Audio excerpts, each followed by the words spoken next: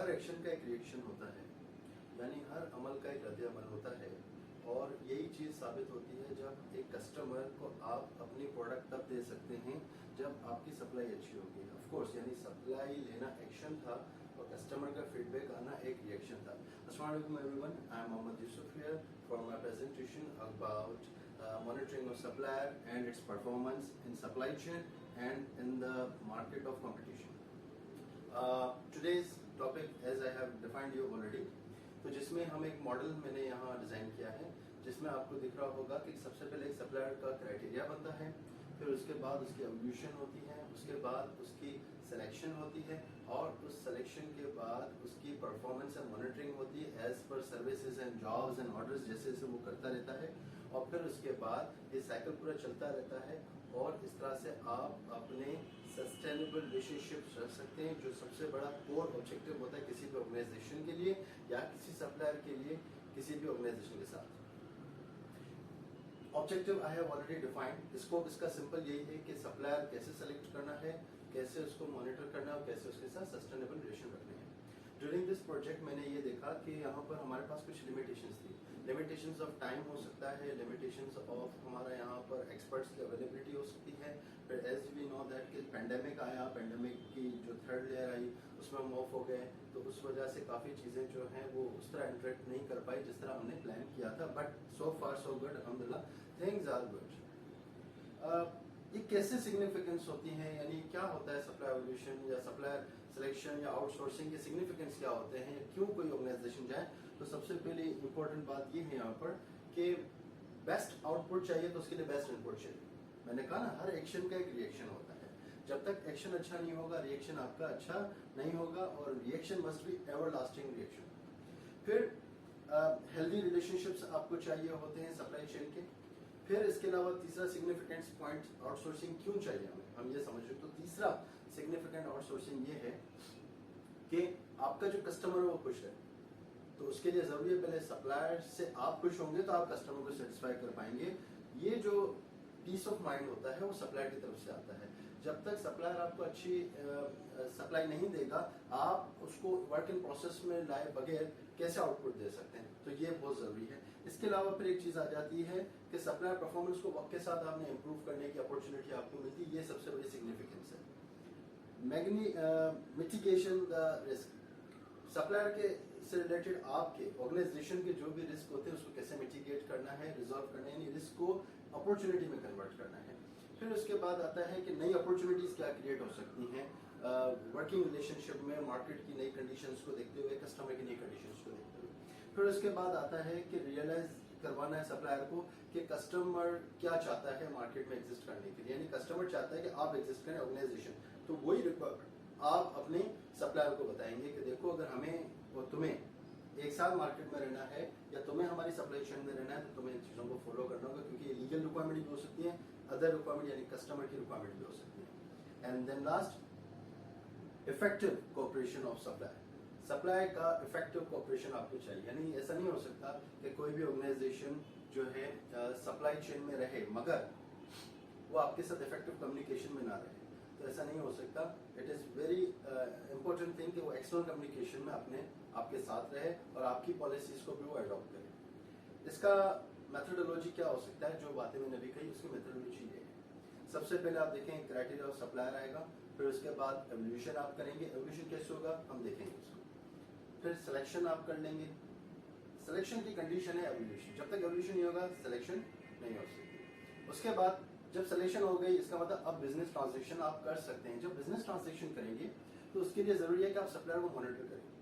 कैसे सप्लायर को मॉनिटर करें, कब करेंगे, ये भी हम आगे देखेंगे इंशाल्लाह। एंड देन वंस ये सारी चीजें हो गई तो सस्टेनेबिलिटी, जब तक रिलेशन बन गया, रिलेशन बनने के बाद कैसे उसको सस्टेन करना है, क्योंकि यहाँ पर एक एलिमेंट है जो I want to say that कि यहाँ पर एक चीज होती है रीएवल्यूशन। आपको रीएवल्यूएट करना होता है अपने सप्लायर की परफॉर्मेंस को।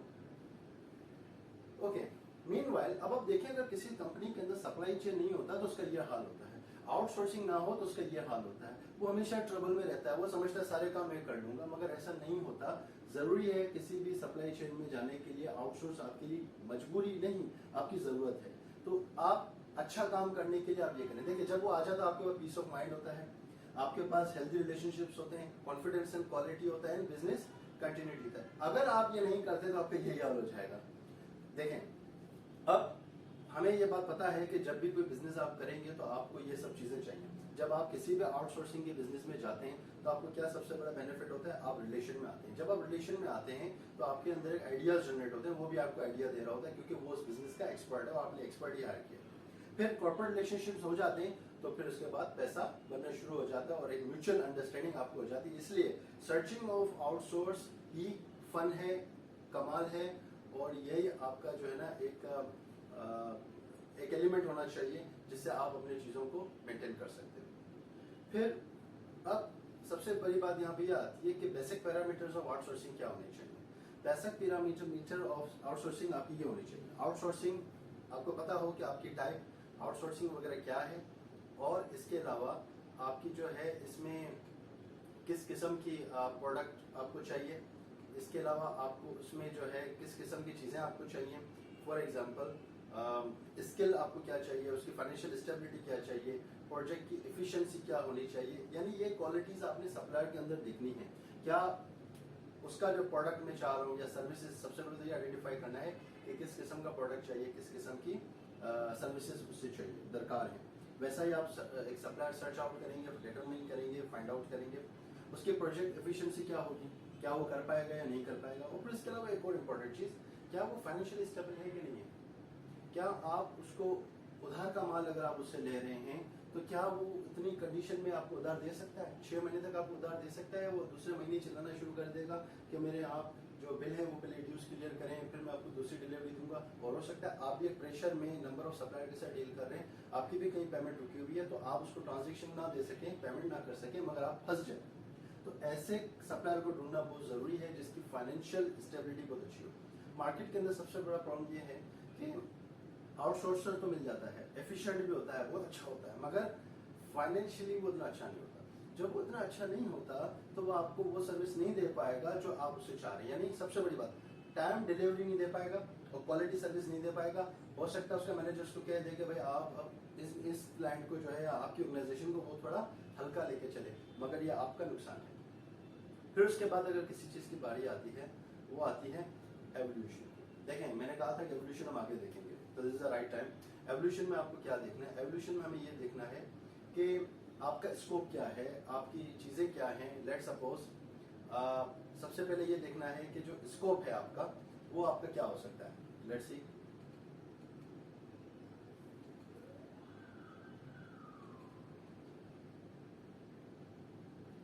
कंपनी का स्कोप, उसकी एक्सपर्टीज और उसका फाइनेंशियल स्टेटस, ये सारी चीजें वो अपने एवोल्यूशन फॉर्म में लिखेगा। अब एवोल्यूशन फॉर्म की बेसिक पिरामिड इतनी है, बट वो फिल कैसे करना है, तो क्या पैरामीटर्स होते हैं। नंबर 1, आपको सप्लायर का डेटा उससे लेना होगा। सप्लायर का डेटा सबसे अच्छा वो खुद दे सकता है। आप उसको फॉर्म भेजते हैं, वो खुद फिल करके आपको दे देगा।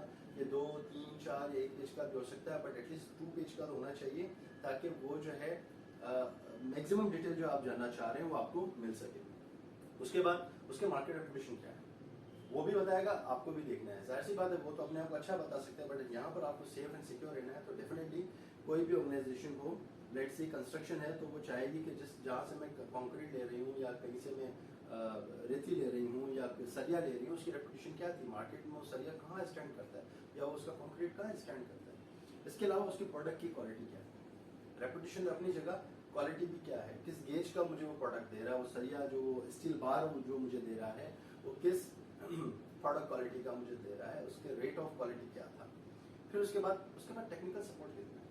कल को अगर आपको उससे कोई टेक्निकल सपोर्ट चाहिए तो क्या वो हैंकी पैंकी करेगा या डे 1 आपके साथ वो खड़ा रहेगा कि जी मैं आपको सर्विस देने के लिए तैयार हूँ। यही चीज परफॉर्मेंस का हिस्सा है, इसी को ही परफॉर्मेंस कहते हैं। फिर उसका बिहेवियर कैसा है, वह आपको बातों में घुमाता तो नहीं है, बस मैं आज आ रहा हूँ, मैं कल आ रहा हूँ, मैं परसों आ रहा हूँ, बस सुबह होते मैं निकल जाऊंगा, शाम तक बंदा आ जाएगा। नो नो नो, ऐसा नहीं। ये सारी बातें आपको एवोल्यूशन के वक्त डिसाइड करनी है। और ये जब आप किसी रेफरेंस पे जाते हो, ऑलरेडी जब आप उससे पूछते हो कि आपका कस्टमर कौन है, ये सारे इनपुट्स आप वहां से ले रहे हो, तो इसको कहते हैं इनसाइट्स। ये एक अलग टर्म है, इनसाइट लेना भी एक ट्रिक होती है, उसके लिए भी डिपार्टमेंट्स होते हैं और ये हर किस्म की इनसाइट, फाइनेंशियल स्टेट इनसाइट के लिए फाइनेंस डिपार्ट होता है, टेक्निकल इनसाइट्स के लिए ऑपरेशन एंड टेक्निकल एक्सपर्ट्स होते हैं, कंसल्टेंट्स मार्केट में होते हैं, इसलिए हम कंसल्टेंट्स को हायर करते हैं।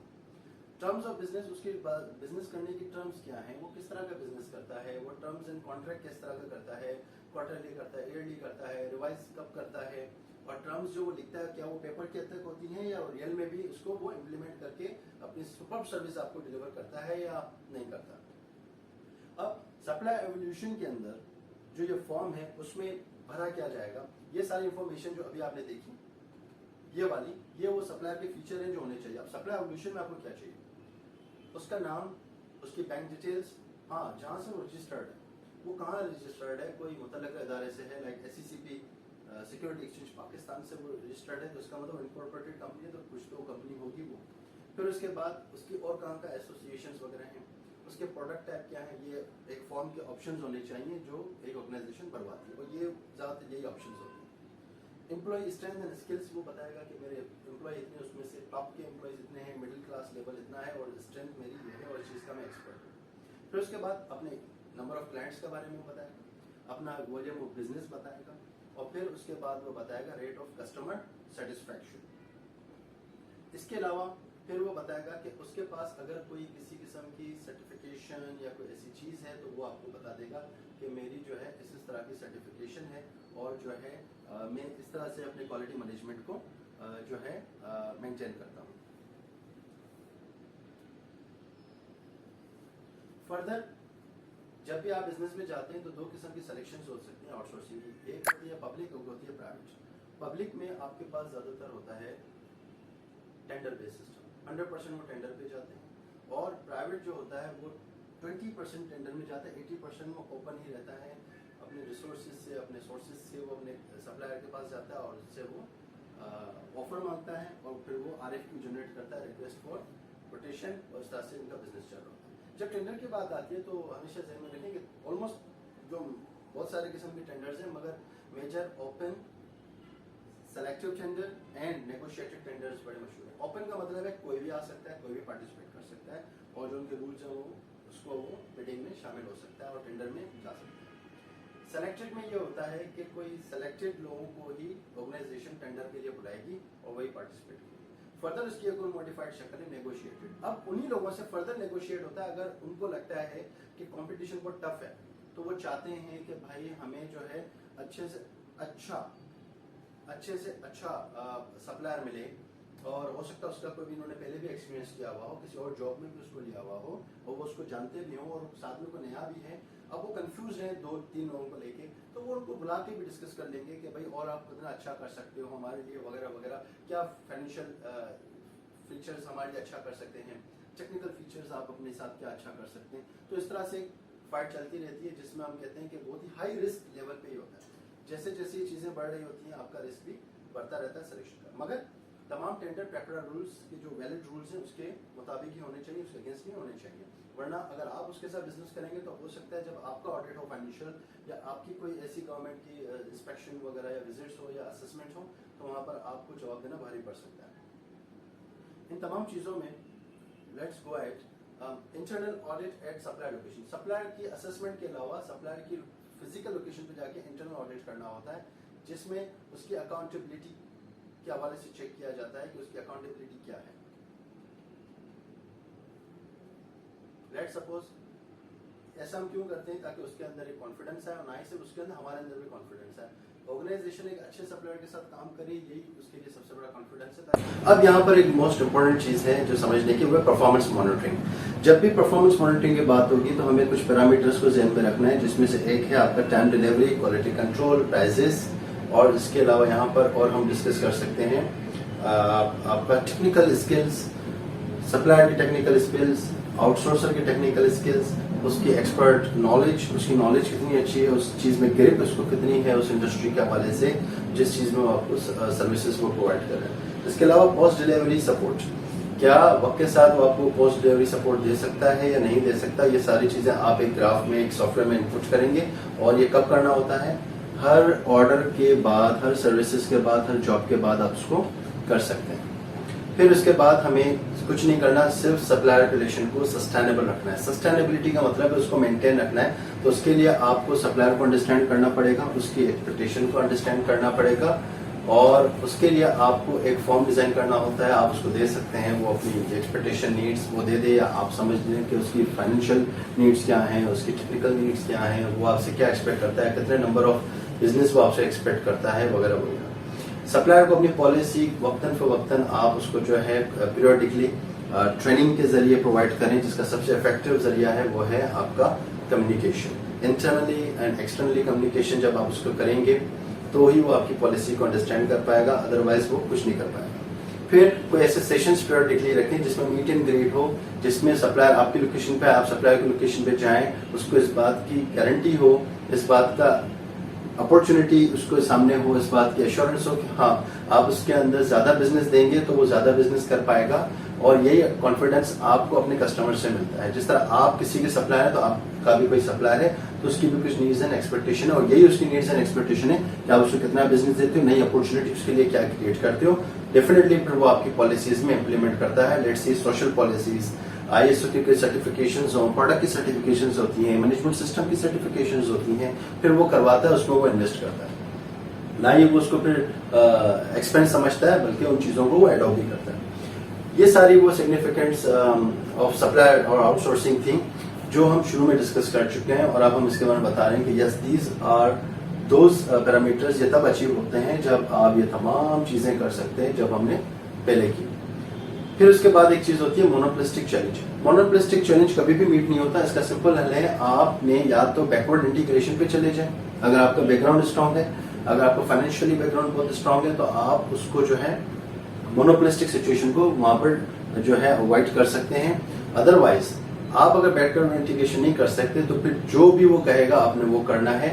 वहां पर आपको कोई क्राइटेरिया, कोई supplier quality, supplier time delivery, prices, सब पे कॉम्प्रोमाइज करना पड़ेगा। Last not the least, if you want to be the king, you want to be the champion, you have to follow the subcontractors, suppliers and outsourcing services to avoid the mistakes, open outsourcing market, and this is how आप जो है अपने market को sustain कर सकते हैं। आप time बचाकर अपने एक्सपर्ट्स को हायर कर सकते हैं। फॉर एग्जांपल अगर आप IT के एक्सपर्ट नहीं है तो आपको IT हायर करना है, आपने वेब डिजाइनिंग का कोई काम करवाना है, वेबसाइट डिजाइन करनी है, सोशल मीडिया अकाउंट्स बनवाने हैं, या कोई ऐसा कोई चीज करवानी है, या कोई आपको जो है कोई नया ठेकेदार चाहिए, कोई कॉन्ट्रैक्टर चाहिए, कोई कंक्रीट वाला चाहिए अगर कंस्ट्रक्शन में है, कोई बार्स वाला चाहिए, तो ऐसी सिचुएशन में लाजमी तौर पर आपको आउटसोर्सिंग पे जाना चाहिए। Thank you very much, and I really enjoyed in this session. Thank you very much.